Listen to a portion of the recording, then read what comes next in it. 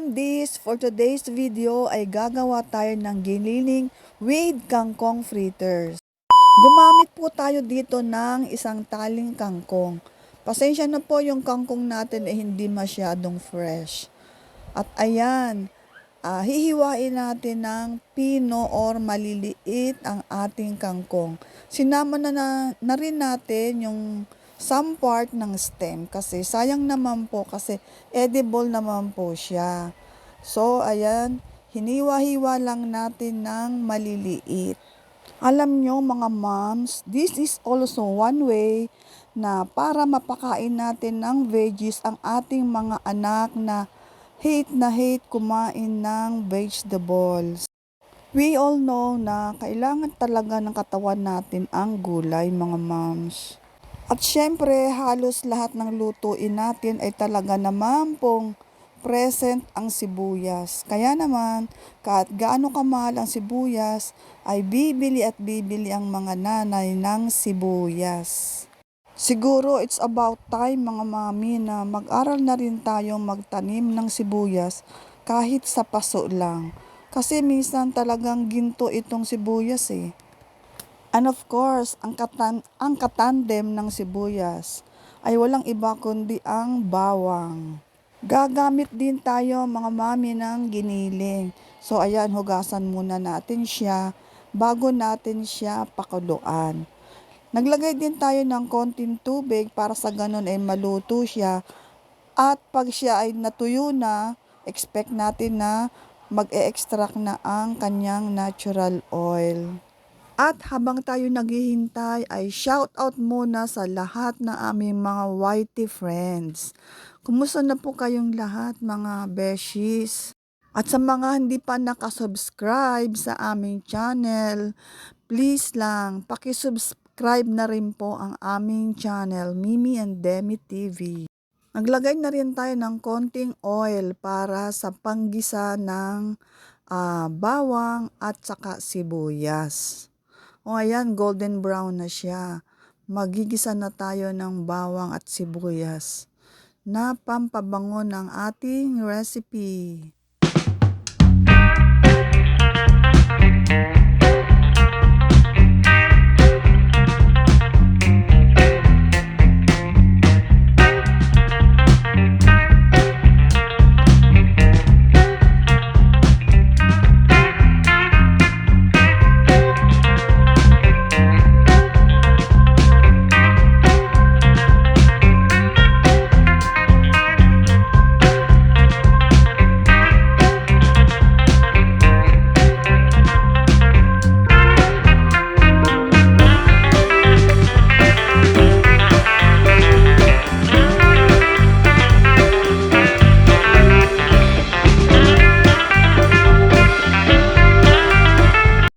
At ihahalo na natin mga moms ang kangkong.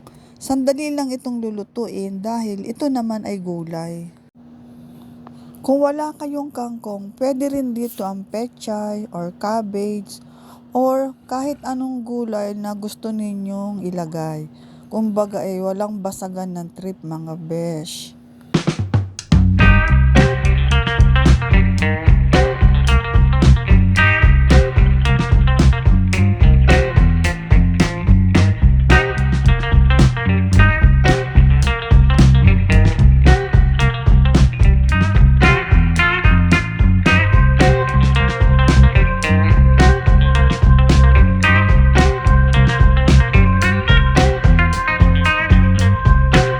Maglalagay tayo ng cornstarch at harina. Yung cornstarch yun ay para maging malutong. At saka 2 eggs.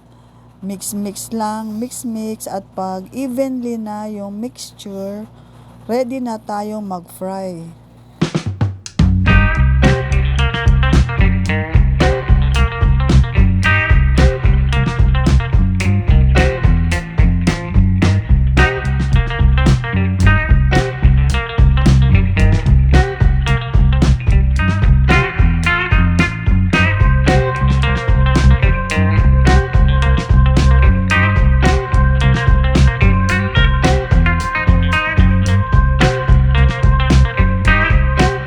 Hintayin lang natin siyang maging golden brown bago natin baliktarin.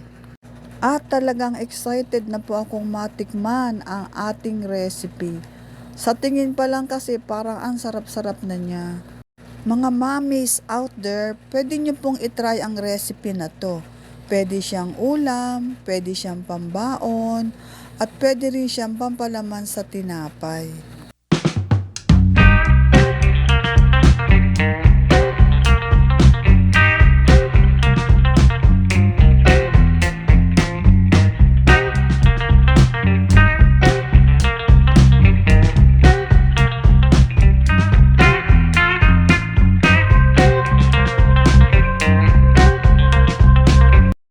Sweet chili sauce ang aming sausawan dahil ito ang available sa aming kitchen.